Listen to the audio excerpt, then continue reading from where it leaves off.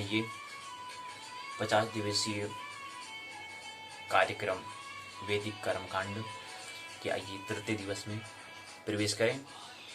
2 प्रश्न पत्र हमने बात करनी है। पहला प्रश्न पत्र है कर्मकांड एवं पंचांग कर्म परिचय। दूसरा प्रश्न पत्र है संस्कार इत्यादि परिचय। 2 प्रश्न पत्र हैं। 25 इकाइयों को 50 दिन में हमें समझना है। पहले खंड को समझने का प्रयास हम कर रहे हैं। आरंभिक परिचय पहली इकाई को आज हम पूर्ण करेंगे। दैनिक कर्म परिचय को हमने समझा, कल हमने पूर्ण कर लिया है। आज हम दूसरी इकाई में संध्या कर्म की ओर हम प्रवेश करेंगे। उसके बाद तीसरी इकाई पूजन परिचय, चौथी इकाई पंचमहायज्ञ, 5वीं वेद और पुराण परिचय। आइए इकाई दूसरी संध्या कर्म में प्रवेश करें। इससे पहले हमने करा 3 ऋण होते हैं। प्रातः हमें जागरण करना है, उससे पहले ध्यान करने के बाद हमने कहा पहले हमारे पास 3 ऋण होते हैं। 3 ऋण से उर्ण होना पड़ता है। देवऋण, पितृण, आचार्य। 3 ऋण से उर्ण होने के लिए हमें नित्य कर्म हमें कुछ ख्याल रखते हुए काम करना है, उस पर काम करना है। पहला ध्यान, भगवत स्मरण, प्रभु का ख्याल। दूसरा उसका फिर अब आगे हमें ब्रह्म मुहूर्त में जागना हुई, हमने बात की थी।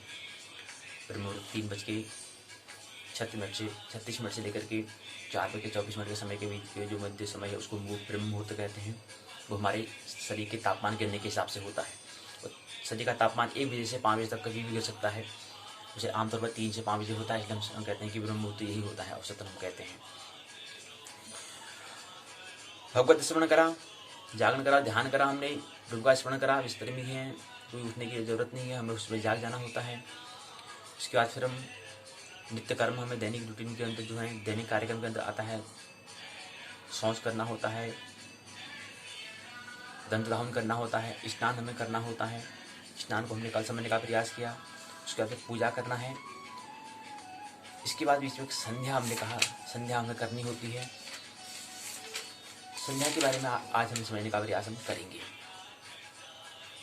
हमने कहा था कि हमें स्नान में 3 हमें ख्याल रखना है। मनसा, वाचा, कर्मणा। कर्म के लिए कर्मयोग, मनसा के लिए भजन कीर्तन, उपासना इत्यादि हमें कर्म करने चाहिए। और वाचा के लिए हमें सत्य, यथार्थ चीज़ है, जो हमने जानी है, जो हमने अनुभव किया है, जिसमें हमारा अनुभव है, जो यथार्थ है, जिसमें ऑथेंटिक, जो प्रमाणिक है, ऐसे वचन हमें बोलने हैं, उसको बोलते हैं वाचा। मनसा, वाचा, कर्मणा। फिर आत्मशुद्धि के लिए हमें ध्यान करना होता है। तन और शरीर शुद्धि के लिए हम स्नान करते हैं। तो ये हमने स्नान की शुद्धि की बात की थी। इसके बाद संकल्प की हमने बात की कि स्नान करने से पहले हमें संकल्प करना चाहिए। उसके बाद हमने कहा था तीर्थों का आह्वान करना है। उसके बाद हमने कहा कि अभिवादन हमें करना है माता, गुरु और सृष्टि के प्रभु को, परमात्मा को। त्वमेव माता च पिता त्वमेव बन्धु च सखा त्वमेव विद्या द्रविणं त्वमेव सर्वं मम देव।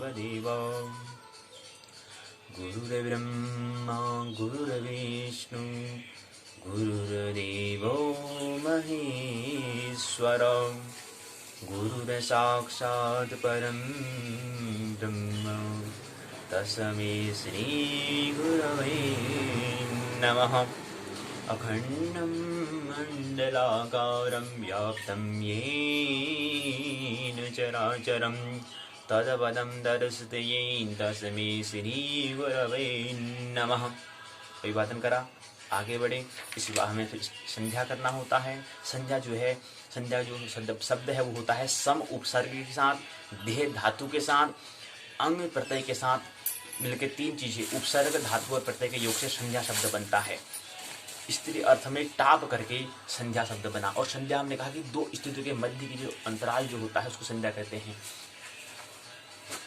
रात को निद्रा में जाने से पहले, उससे पहले जागरण के मध्य का जो बीच जो इंटरवल है, जो अंतराल है, उसको हम संध्या कहते हैं। ऐसे ही सुबह जागरण और विश्राम के मध्य की बीच जो अंतराल है उसको हम संध्या कहते हैं। तो संध्या के बारे में यहाँ पर मैं कहा। उसके लिए आवश्यक पात्र होते हैं। लोटा होना चाहिए, पंचपात्र होना चाहिए, आसन होना चाहिए, अर्घ होना चाहिए, थाली होनी चाहिए, आसन होना चाहिए, हमारे पास माला होनी चाहिए। माला नहीं है तो श्वासों को ही माला बना लें। उसके बाद हमें करना है स्नान के बाद इसके बाद में नॉर्थ पोल में या ईस्ट पोल में उत्तर दिशा में या पूर्व दिशा में हमें बैठ जाना है, मुख करके बैठना है, आसन बिछाकर बैठ जाना है और वहाँ पर हमें फिर तिलक हमें अपने लगा लेना है। पूजा हमने कर लिया है कि हमें दीपम प्रज्वलित हमें कर लेना है। दीपम प्रज्वलित करने के बाद हमें फिर संध्या में करनी, संध्या मतलब इसमें उत्तराखंड मुक्त विश्वविद्यालय ने दिया तो नहीं है कि दीप भी प्रज्वलित करना है, दीप प्रज्वलित हमें पहले ही कर लेना है। उसके बाद फिर क्या करना है हमें, हमारे का कि पता है कि अंगूठा होता है, तर्जनी होता है, मध्यमा होता है, अनामिका, कनिष्ठिका ये है। अनामिका में हमें उसको धारण करना है। अनामिका में उसको धारण करने के बाद 3 बार हमें आचमन करना होता है। ओम अ उ म अ उ म अ उ और म, यानी कि मस्तिष्क से, हृदय से और नाभि से अ उ म ओम। पहले आचमन को जब लेंगे, पहले जब जल को लेंगे तो केशवाय नमः कहेंगे, दूसरे में नारायण नमः, तीसरे में माधवाय नमः, चौथे में ऋषिकेशाय नमः मंत्र को हमें बोलना है। उसके बाद यह हम ऋग्वेदाय नमः सामवेदाय, ऋग्वेदाय यजुर्वेदाय सामवेदाय अथर्ववेदाय नमः ये भी हम कर सकते हैं।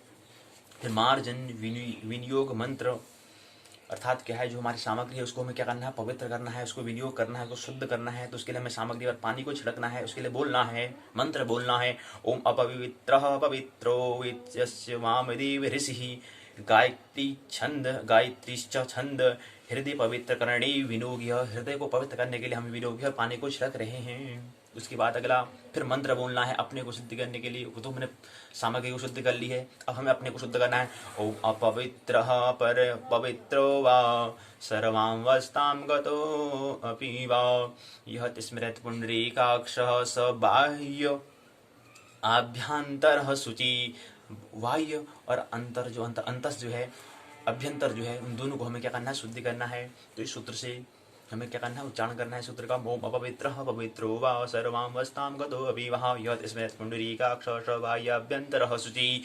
इसके बाद आना है फिर हमें संध्या का संकल्प। संध्या हमने कहा 2 स्थिति के मध्य, दिन और रात के मध्य की जो स्थिति है, जो क्षणिक जो अंतराल है उसको कहते हैं संध्या। अब संध्या संकल्प हमने कहा कि हमारे मनस का पूर्ण रूप से एकजुट का नाम संकल्प है, विल है। अतः हमारा चेतन और अचेतन के योग का नाम, हमने कहा कि चेतन मन हमारा 1 होता है, अचेतन हमारा 9। अगर मन के 10 हिस्से करते हैं तो उसमें 9 हिस्से हमारा अचेतन होता है, अनकॉन्शियस माइंड होता है, 1 हिस्सा हमारा चेतन अर्थात कॉन्शियस माइंड होता है। तो दोनों का एकजुट होकर के हम संकल्प, संध्या के लिए भी संकल्प बोलेंगे। और उससे पहले हमें अभिवादन करते हैं, तो अभिवादन के लिए 2 हाथों का हमने कहा कि हमारे आचरण और हमारे अंतस को दिखाता है कि दोनों से हम एकजुट हैं, एक साथ है, इसलिए हम अभिवादन करते समय प्रणाम 2 हाथों को जोड़ते हैं। जोड़ने का मतलब योग, दोनों चीज़ से, अंतस और बाह्य दोनों से हम आचरण से आपके एक साथ हैं। इसके बाद संध्या का संकल्प, हाथ में जल लेना है, अक्षर मन होता है चावल को लेना है, पुष्प में पुष्प लेना है और कुशा को लेना है। इसके साथ में इसको लेने के बाद हमें एक सूत्र, एक मंत्र का हमें उच्चारण करना है। ओम विष्णु नमः परमात्मने अद्य ब्रह्मणोन्हि द्वितीय परार्धे श्रीस्वित वारः कल्पे वैवसत मन्वन्तरे अष्टाविंशतितमे कलियुगे कलि प्रथम चरणे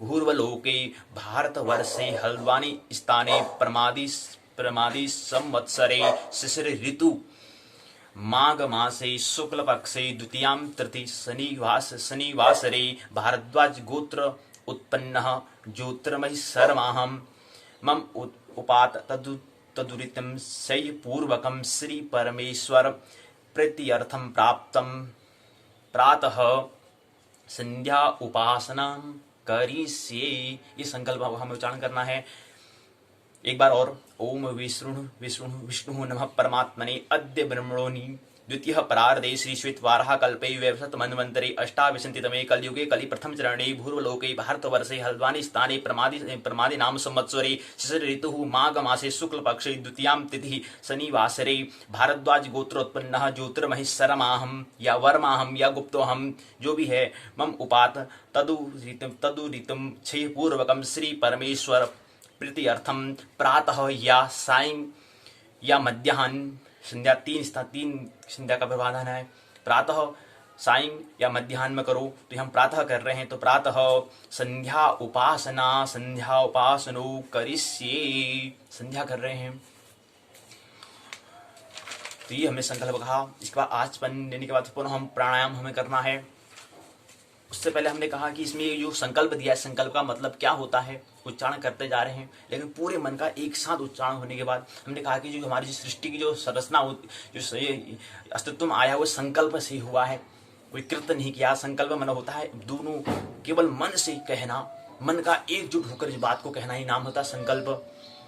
तो संकल्प का मतलब ये होता है, और संकल्प का मतलब अर्थ पता होना चाहिए। ओम विष्णु विष्णु विष्णु नमः परमात्मे अद्य ब्रह्मणो द्वितीय परार्धे, मतलब ब्रह्मा जो है द्वितीय परार्ध में चल रहे हैं। अब द्वितीय परार्ध को समझने के लिए आपको समय का ख्याल होना चाहिए, संध्या का पता होना चाहिए, प्रहर का पता होना चाहिए, मास को पता होना चाहिए, फिर आगे आपको बाद आगे फिर वर्ष का पता होना चाहिए, जो हम ज्योतिष पाठ में करते हैं वहाँ पर समय का हमें काल का बारे में पता होना चाहिए। द्वितीय परार्ध मतलब होता है ब्रह्मा का कल्प। अब ये बात समझ में आएगी नहीं, इसके लिए तो हमें शुरू से ही प्रारंभ हमें करना होगा। तिथि के बारे में, मास के बारे में, अयन के बारे में, ऋतु के बारे में, वर्ष के बारे में। उसके बाद आता है फिर मास, वर्ष हो गया। वर्ष के बाद फिर आगे हमने कहा कि युग के बारे में पता होना चाहिए हमें। युग से बनता है 4 युग के महायुग बनता है। महायुग के बाद 71 महायुग के बाद एक मनवंतर बनता है। मनवंतर के बाद हमने कहा कि मनवंतर 71 मनवंतर के बाद 71 मनवंतर के साथ एक मनवंतर 14 मनवंतर और एक 15 संध्या, 14 संध्या 14 मनवंतर प्लस एक कल्प की संध्या के योग से बनता है। अतः 1000 महायुग के बराबर एक कल्प होता है। ब्रह्मा का एक दिन होता है, इतना ही ब्रह्मा के अहोरात्रि अर्थात 2 कल्प के योग के बराबर ब्रह्मा का एक अहोरात्र होता है।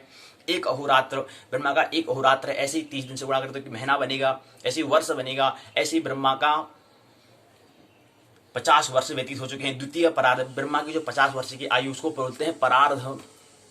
तो ब्रह्मा क्या लिखा है यहाँ पर, द्वितीय परार्ध लिखा है, यानी कि पहला परार्ध मतलब 50 साल पूरे हो चुके, 51 साल वर्ष में प्रवेश किए हैं ब्रह्मा, तो इसलिए द्वितीय परार्ध ही कहा।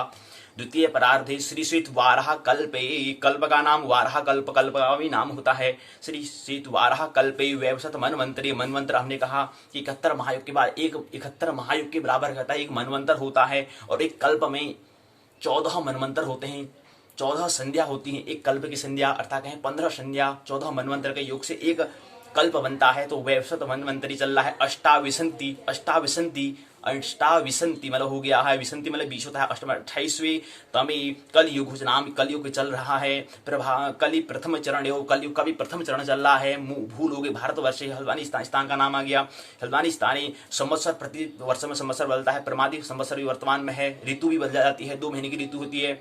शिशिर ऋतु चल रही है। मास होता है, माघ का महीना होता है। पक्ष, यहाँ पर पक्ष हमने कहा शुक्ल पक्ष 2 पक्ष होते हैं, शुक्ल पक्ष चल रहा है। द्वितीय तिथि है, शनिवार वासरे शनिवार वार है। भारद्वाज गोत्र जो भी है हमारा गोत्र भारद्वाज, तो भारद्वाज गोत्र उत्पन्न शर्मा, हम जो नाम है ज्योतिर्मय हमने नाम दिया ज्योतिर्मय। शर्मा है तो शर्मा, वर्मा है तो वर्मा, गुप्त है तो गुप्त। अहम उपात तदुरितम क्षय पूर्वकम श्री परमेश्वर प्रभु परमात्मा प्रीति अर्थम प्राप्त प्रात हो। मैं क्या कर रहा हूँ, संध्या का उपासना करना चाह रहा हूँ, तो इसलिए मैं संकल्प ले रहा हूँ पूरे मन से, पूरे मन का, अचेतन मन और चेतन मन दोनों के, कॉन्शियस और अनकॉन्शियस दोनों माइंड से एक साथ में संकल्प ये बात को कर रहा हूँ, मैं ये काम को कर रहा हूँ, इसलिए मैं उपासना में करी। ये छोड़ देना है यहाँ पर। और क्या लेना है इसमें हाथ में जल लेना है, अक्षत लेना है, पुष्प लेना है, कुछ को लेना है, तब जाके संकल्प का उच्चारण करना है। फिर आता है आचमन। इसके बाद अगला आता है प्राणायाम। प्राणायाम मैंने कहा आने वाली सांस और जाने वाली सांस के योग को हम प्राणायाम कहते हैं। आने वाली श्वास को लगते हैं 2 सेकंड, जाने वाली सांस को लगते हैं 2 सेकंड, दोनों के योग से बनता है 4 सेकंड के योग से प्राण बनता है। और प्राण में हमने कहा कि जो प्राण को मतलब श्वास होगी बताया हमने, उसके बाद आने वाली सांस जाने वाली सांस। आयाम मन होता है रोकना, श्वास को भी रोकना। इससे 3 प्राणायाम के 3 प्रकार होते हैं, पूरक, कुंभक, रेचक। एक बार श्वास को एक दाएं हाथ से, दूसरी स्थिति, तीसरी स्थिति, मतलब क्या करना है, एक बार सांस लेना है, एक बार दोनों नाकों से दोनों सांस को रोक देना है, मतलब श्वास को रोक देना है। उसके बाद तीसरे में दाएं हाथ से दाएं नाक से छोड़ देना है, छिद्र से छोड़ देना है।